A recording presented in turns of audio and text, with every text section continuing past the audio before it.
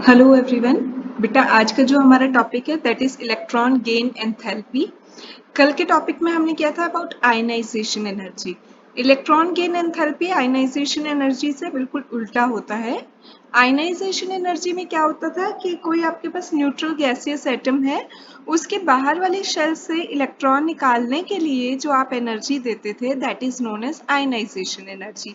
वो वीडियो आप देख सकते हैं अगर ज़्यादा जानना चाहते हैं आयनाइजेशन एनर्जी के बारे में। तो इलेक्ट्रॉन गेन एंथैल्पी में क्या होता है बेटा कि आपके पास एक न्यूट्रल गैसियस एटम है, ठीक है। न्यूट्रल गैसियस एटम जब एक एक्स्ट्रा इलेक्ट्रॉन गेन करेगा, एक इलेक्ट्रॉन लेगा और वो एनायन बनाएगा, तो उस केस में जो एनर्जी आपकी रिलीज होगी that is known as electron gain enthalpy. एक न्यूट्रल एटम है आपके पास ए गैसियस स्टेट में, जब ये एक इलेक्ट्रॉन गेन करेगा तो ये एनायन बनाएगा ए नेगेटिव, और इस केस में जो एनर्जी रिलीज होगी आपकी वो आपकी इलेक्ट्रॉन गेन एंथैल्पी होती है। क्योंकि एनर्जी रिलीज हो रही है उसका हमेशा नेगेटिव साइन होगा, ठीक है। तो इलेक्ट्रॉन गेन एंथैल्पी जो होती है that is given by a negative sign. Electron gain enthalpy is given by a negative sign.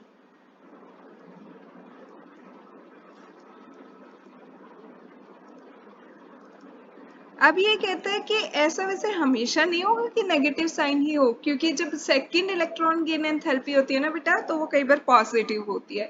ये कहता है कि एनायन भी आयनाइजेशन एनर्जी की तरह जो एटम होता है ना वो उसकी ऑलरेडी अगर सिमेट्रिकल कॉन्फ़िगरेशन है, जैसे मान लो नोबल गैसेस है आपके पास, नोबल गैसेस है उसमें fully filled outermost shell होती है, fully filled outermost shell, ठीक है। तो उस केस में क्या है, नोबल गैस है, या फिर आप ग्रुप 2 का भी एलिमेंट ले सकते हो। ग्रुप 2 एलिमेंट जो एल्कलाइन अर्थ मेटल होते हैं आपके, इनमें से आप ना कोई भी लीजिए। जैसे अगर हम नियॉन की ही बात करते हैं तो इसका एटॉमिक नंबर 10 होता है बेटा, ठीक है। 2 8 आउटर मोस्ट शेल में 8 इलेक्ट्रॉन है, ऑक्टेट पूरा हो रहा है। ऑक्टेट पूरा हो रहा है तो इसका मतलब ये स्टेबल है। स्टेबल है तो इसको कोई अर्ज नहीं है एक इलेक्ट्रॉन गेन करने की, इसकी कोई टेंडेंसी नहीं है कि मुझे लूज करना है या गेन करना है, इसके पास ऑलरेडी स्टेबिलिटी है, ये क्यों चाहेगा कुछ भी देना या लेना है एक इलेक्ट्रॉन। तो इस केस में क्या है कि अगर आप गैसियस नियॉन में एक इलेक्ट्रॉन ऐड करने की कोशिश करेंगे ना तो उस केस में एनर्जी रिलीज नहीं होगी, आपको एनर्जी प्रोवाइड करनी पड़ जाएगी, और वो जो प्रोवाइड करनी पड़ेगी वो करनी पड़ेगी अराउंड 116 किलो जूल पर मोल। तो मतलब देखो पॉजिटिव साइन आ रहा है, पॉजिटिव साइन का मतलब क्या है, एनर्जी एब्जॉर्ब करेगा ये एक इलेक्ट्रॉन गेन करने के लिए रिलीज करने के बजाय। ऐसे ही अगर हम मैग्नीशियम की बात करते हैं, मैग्नीशियम का एटॉमिक नंबर 12 282, पूरा लिखोगे 1s2 2s2 2p6 3s2। s में बेटा दो ही इलेक्ट्रॉन हो सकते हैं, तो s जो है इसका 3s वो फुल्ली फिल्ड है। फुल्ली फिल्ड है तो ना ये इजीली इलेक्ट्रॉन लूज करने की टेंडेंसी रखता है ना गेन करने की टेंडेंसी रखता है। अगर आप अब मैग्नीशियम में फिर भी जबरदस्ती एक इलेक्ट्रॉन ऐड करना चाहते हैं और इसका एनायन बनाना चाहते हो Mg नेगेटिव, तो उस केस में जो आपकी एनर्जी होगी वो पॉजिटिव में जाएगी, आपको अराउंड 67 किलो जूल पर मोल जो है एनर्जी वो इसको प्रोवाइड करनी पड़ जाएगी, ठीक है। तो जाके ये इलेक्ट्रॉन गेन करेगा, नहीं तो इजीली ये इलेक्ट्रॉन गेन नहीं करता, ठीक है। ऐसे ही पॉजिटिव और केस में आ सकती है कि आपने मान लो कोई एनायन बना दिया, जैसे ऑक्सीजन के ही केस में हम लें कि आपने ऑक्सीजन था आपके पास न्यूट्रल गैसियस एटम, शुरू में उसमें एक इलेक्ट्रॉन ऐड कराया, उसने इजीली एक इलेक्ट्रॉन गेन कर लिया और O नेगेटिव गैसियस बन गया। इस केस में जो आपकी एनर्जी है वो रिलीज हुई अराउंड 141 किलो जूल पर मोल। लेकिन अब मैंने आपको प्रोटॉन और इलेक्ट्रॉन का कंसेप्ट बताया था कि जितना एटॉमिक नंबर होता है, जैसे ऑक्सीजन का अगर एटॉमिक नंबर 8 है, एटॉमिक नंबर अगर 8 है बेटा तो इसका मतलब इसके पास नंबर ऑफ प्रोटॉन भी 8 है, नंबर ऑफ इलेक्ट्रॉन भी 8 है। तो मतलब पॉजिटिव चार्ज प्रोटॉन पे 8 यूनिट है, इलेक्ट्रॉन पे नेगेटिव चार्ज 8 यूनिट है। जब इसने ऑक्सीजन से O नेगेटिव बनाया तो इसके पास प्रोटॉन तो 8 ही है जो न्यूक्लियस के अंदर है, इलेक्ट्रॉन इसने गेन किया है, इलेक्ट्रॉन गेन किया है तो इलेक्ट्रॉन हो गए अब इसके पास 9। ठीक है, तो अब क्या है कि एक तो न्यूक्लियर फोर्सेस जो है इफेक्टिव न्यूक्लियर चार्ज कम हो गया, ऊपर से अब इसमें बाहर वाली शेल में, सेम शेल में जहां पे पहले 8 इलेक्ट्रॉन थे अब 9 है, तो वो एक दूसरे को रिपेल करेंगे क्योंकि उसी स्पेस में नेगेटिवली चार्ज स्पीशीज बढ़ गई है। पहले एक शेल में जहां पे 8 इलेक्ट्रॉन थे, अगर आप लिखेंगे इसको 2 6, बाहर वाली शेल में अगर जहां पे 6 इलेक्ट्रॉन थे, अब उसी में आपने क्या किया कि 7 इलेक्ट्रॉन फिल कर दिए, तो है तो ये नेगेटिवली चार्ज ही ना, तो ये क्या करेंगे बेटा, एक दूसरे को रिपेल करना शुरू कर देगा नेगेटिव नेगेटिव चार्ज। तो उसी में अगर फिर आप एक और इलेक्ट्रॉन ऐड करने की कोशिश करोगे तो वो इजीली नहीं होगा। देखिए O नेगेटिव बन गया आपका, अब उसके अंदर अगर आप एक इलेक्ट्रॉन ऐड करना चाहते हो O2 नेगेटिव बनाने के लिए, तो आपको इस बार एनर्जी प्रोवाइड करनी पड़ेगी 780 किलो जूल पर मोल के अराउंड। और क्यों प्रोवाइड करनी पड़ेगी, ताकि ये इलेक्ट्रॉन इलेक्ट्रॉन के बीच में जो फोर्सेस ऑफ रिपल्शन है उसको ओवरकम किया जा सके, उसको ओवरकम करने के लिए। तो कुछ इंपॉर्टेंट पॉइंट जो अभी तक हमने डिस्कस किए हैं उसमें ये कहता है, पहला तो कि एलिमेंट्स जो हैं बेटा आपके हैव नॉर्मली, जनरल जो होता है ना, तो उनकी इलेक्ट्रॉन गेन एंथैल्पी नेगेटिव में होती है, have normally negative electron gain enthalpy. ठीक है, नेगेटिव साइन होता है जनरली तो डेल्टा H का। लेकिन अगर सिमिट्री है उसके अंदर, फुल्ली फिल्ड या हाफ फिल्ड कॉन्फ़िगरेशन है, elements with symmetrical electronic configuration, symmetrical electronic configuration, तो उनको कोई अर्ज नहीं होगी एक्स्ट्रा इलेक्ट्रॉन गेन करने की। उस केस में क्या होगा, they have positive electron gain enthalpy, आपको एनर्जी प्रोवाइड करनी पड़ेगी एक इलेक्ट्रॉन ऐड कराने के लिए, तो डेल्टा H की वैल्यू पॉजिटिव हो जाएगी सप्लाई करेंगे तो। और एक बार एनायन बन गया ना कि ऑलरेडी नेगेटिव चार्ज आ गया आयन के ऊपर, जैसे अभी हमने ऑक्सीजन का पढ़ा था, तो फिर सेकंड अगर उसमें इलेक्ट्रॉन ऐड करना चाहते हो तो भी हमेशा पॉजिटिव होती है इलेक्ट्रॉन गेन एंथैल्पी। ठीक है, ये 3 पॉइंट आपको यहाँ तक क्लियर हो गए होंगे। तो डेल्टा H की वैल्यू पॉजिटिव आती है। अब ये कहता है कि यूनिट्स क्या होती हैं आपके इलेक्ट्रॉन गेन एंथैल्पी की, वो आपकी आयनाइजेशन एनर्जी वाली ही होती है, किलो जूल पर मोल। ठीक है, किलो जूल पर मोल या किलो जूल मोल इनवर्स भी लिखते हो आप, तो वही है जो आयनाइजेशन एनर्जी की होती है। अब ये कहता है बेटा कि सक्सेसिव अगर हम इलेक्ट्रॉन गेन एंथैल्पीज की बात करते हैं, सक्सेसिव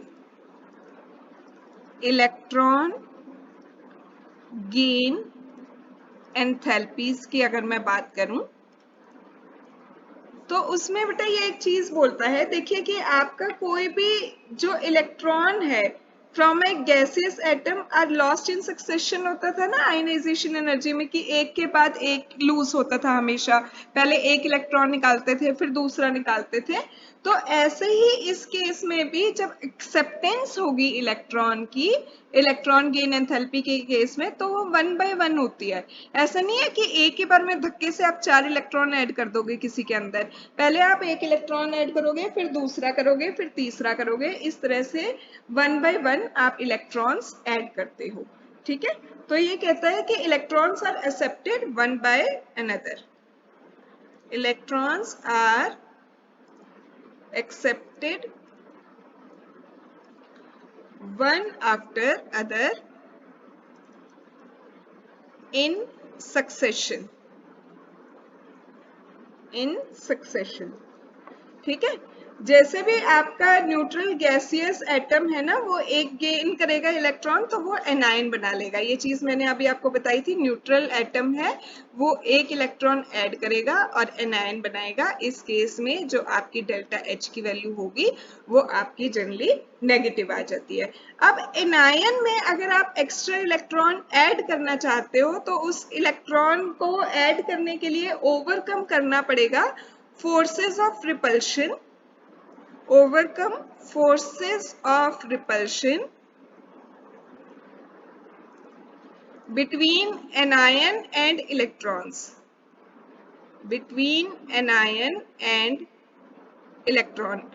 इनकमिंग इलेक्ट्रॉन और ऑलरेडी जो एनायन है उसके इलेक्ट्रॉन्स के बीच में जो फोर्सेस ऑफ रिपल्शन होंगे उसको ओवरकम करना पड़ेगा, और ओवरकम करने के लिए आप एनर्जी प्रोवाइड करेंगे।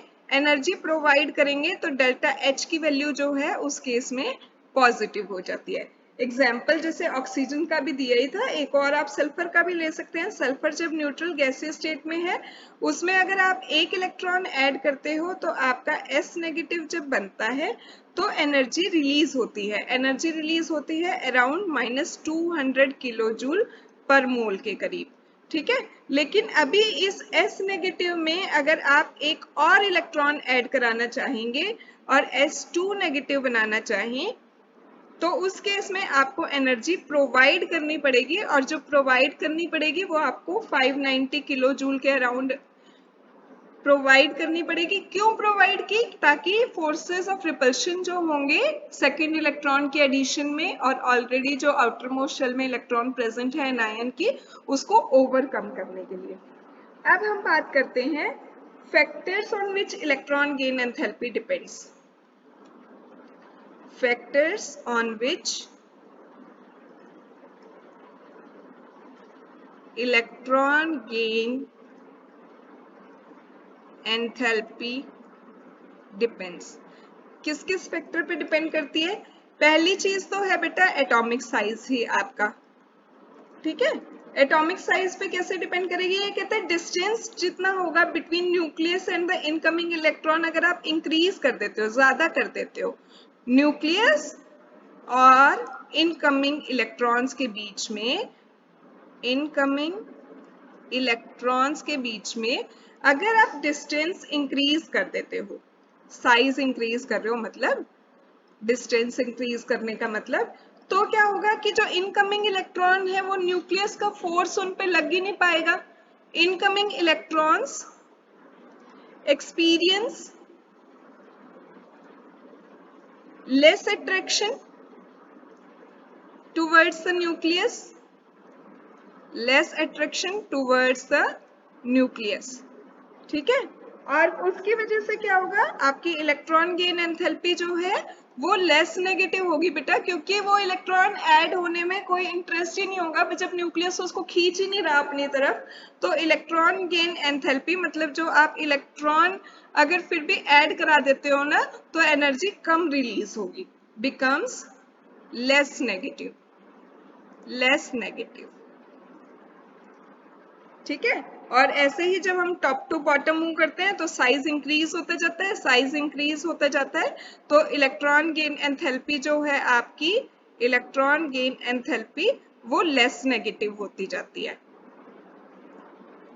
अब ये बात करते हैं न्यूक्लियर चार्ज की। अगर न्यूक्लियर चार्ज ज्यादा है, मतलब नंबर ऑफ प्रोटॉन ज्यादा है, तो पॉजिटिव चार्ज ज्यादा है। पॉजिटिव चार्ज ज्यादा है तो वो ज्यादा फोर्स के साथ इनकमिंग इलेक्ट्रॉन को अपनी तरफ खींचेगा, ज्यादा फोर्स के साथ इनकमिंग इलेक्ट्रॉन को अपनी तरफ खींचेगा तो इजीली ऐड होगा और ज्यादा एनर्जी रिलीज होगी।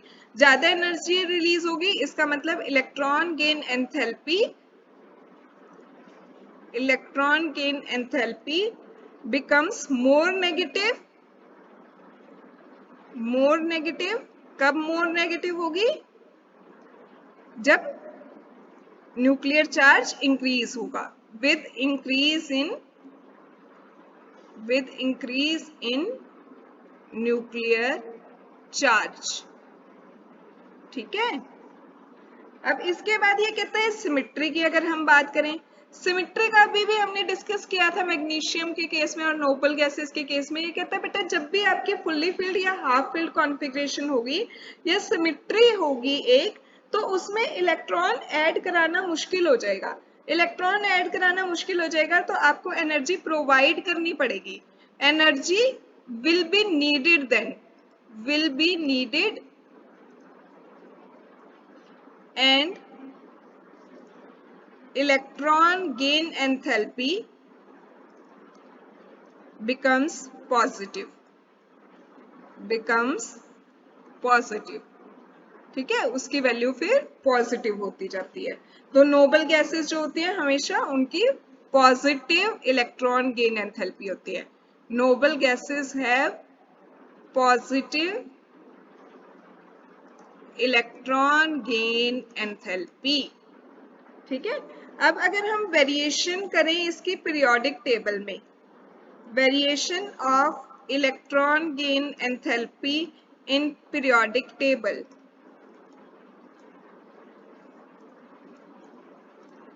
हाँ जी, पीरियोडिक टेबल की अगर हम बात करते हैं बेटा तो टॉप टू बॉटम तो जब हम मूव कर रहे हैं तो साइज बढ़ ही रहा है, साइज बढ़ रहा है तो न्यूक्लियस का पुल नहीं लग पा रहा आने वाले इलेक्ट्रॉन पे, वो उसको इफेक्टिवली खींच नहीं पा रहा, खींच नहीं पा रहा तो इलेक्ट्रॉन गेन एंथैल्पी जो है आपकी दैट बिकम्स लेस नेगेटिव।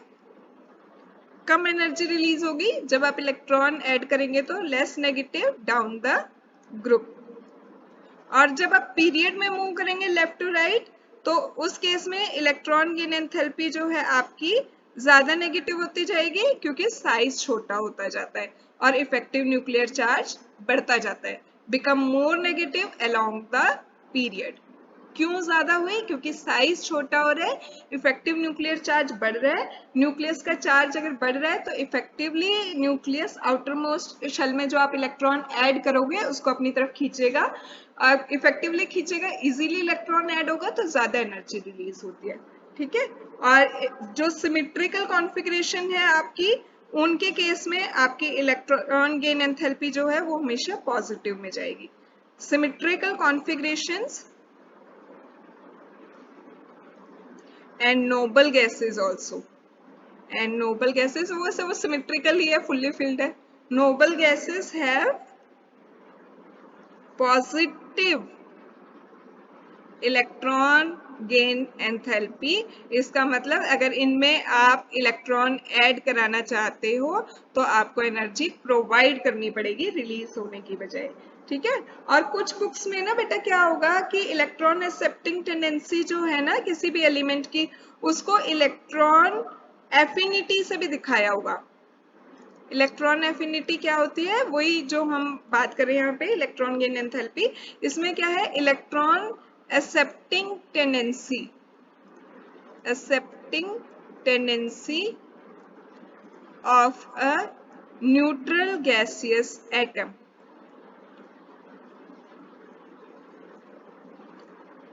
ठीक है, और इलेक्ट्रॉन गेन एंथैल्पी और इलेक्ट्रॉन एफिनिटी का हमेशा अपोजिट साइन होता है। Electron gain enthalpy and electron affinity have opposite signs, have opposite sign. ठीक है, तो अगर आपकी इलेक्ट्रॉन गेन एंथैल्पी नेगेटिव में आ रही है, जैसे फ्लोरीन है हैलोजन, इसमें जब आप एक इलेक्ट्रॉन ऐड करोगे ये बड़े खुशी से करेगा ताकि नोबल गैस कॉन्फ़िगरेशन अचीव हो जाए, और इस केस में एनर्जी जो रिलीज होती है वो आपकी होती है अराउंड -328 किलो जूल पर मोल। ये है इलेक्ट्रॉन गेन एंथैल्पी। अगर हम इसकी इलेक्ट्रॉन एफिनिटी की बात करें तो सेम रिएक्शन में बेटा आपने जब एक इलेक्ट्रॉन ऐड किया, F नेगेटिव बनाया, तो डेल्टा H की वैल्यू आप पॉजिटिव साइन के साथ रिप्रेजेंट करेंगे 328 किलो जूल पर मोल। तो ये क्या है आपकी? ये इलेक्ट्रॉन एफिनिटी की वैल्यू है। तो इलेक्ट्रॉन एफिनिटी और इलेक्ट्रॉन गेन एंथैल्पी हमेशा अपोजिट साइन से होता है। अब हम बात करें कि कुछ टिपिकल ट्रेंड्स ना इलेक्ट्रॉन गेन एंथैल्पी के,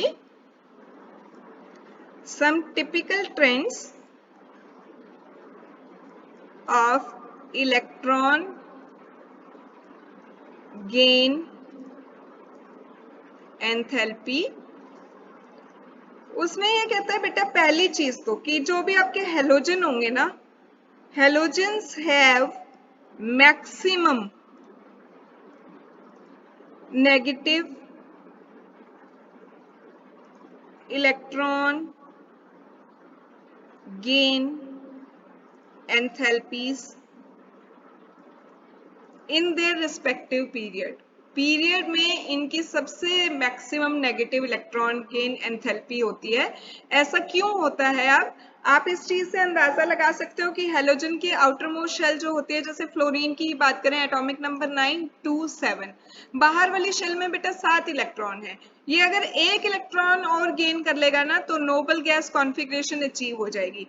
नोबल गैस कॉन्फ़िगरेशन अचीव होते ही ऑक्टेट पूरा हो गया, मींस स्टेबल हो गया, तो इसे एक इलेक्ट्रॉन गेन करने में स्टेबिलिटी मिल रही है। उसको अचीव करने के लिए फटाफट एक इलेक्ट्रॉन गेन करेगा, तो जितना इजीली इलेक्ट्रॉन गेन करेगा उतनी ज्यादा एनर्जी रिलीज होगी और उतनी मैक्सिमम आपकी नेगेटिव वैल्यू आएगी इलेक्ट्रॉन गेन एंथैल्पी की। ठीक है, लेकिन इसमें अगर आप एक ट्रेंड देखोगे ना, तो यहाँ पे ये भी बात होगी कि फ्लोरीन की इलेक्ट्रॉन गेन एंथैल्पी जो है दैट्स अराउंड -322 या 328 या 330 भी लिखा होगा बहुत सारी बुक्स में, 322 किलो जूल पर मोल। और क्लोरीन की जो है, वैसे तो हम बात करते हैं डाउन द ग्रुप हमेशा कम वैल्यू आती है, लेकिन क्लोरीन की उससे ज्यादा है फ्लोरीन से, ये एक एक्सेप्शन आई है। अब एक्सेप्शन जो ये आई, ऐसा क्यों हुआ? Low negative electron gain enthalpy of fluorine.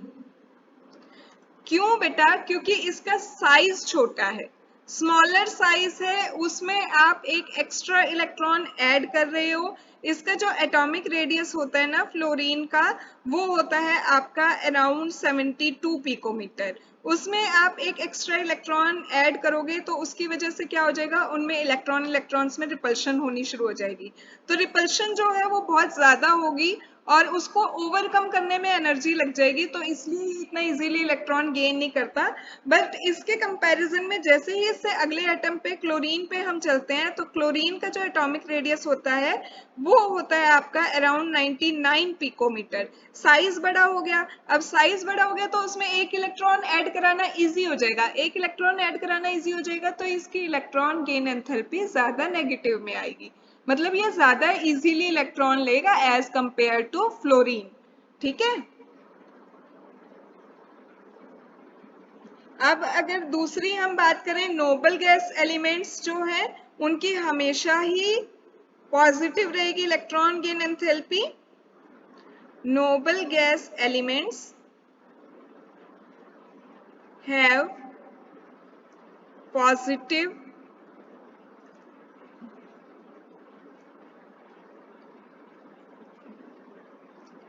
Electron gain enthalpies. वो मैं आपको पहले भी लेक्चर में कई बार बता चुकी हूँ क्यों ऐसा हो रहा है, क्योंकि हाईली सिमेट्रिकल होता है, फुल्ली फिल्ड होती है बाहर वाली शेल, हाईली सिमेट्रिकल कॉन्फ़िगरेशन है इनके पास, फुल्ली फिल्ड है आउटर मोस्ट शेल, स्टेबिलिटी है, कंप्लीटली फिल्ड,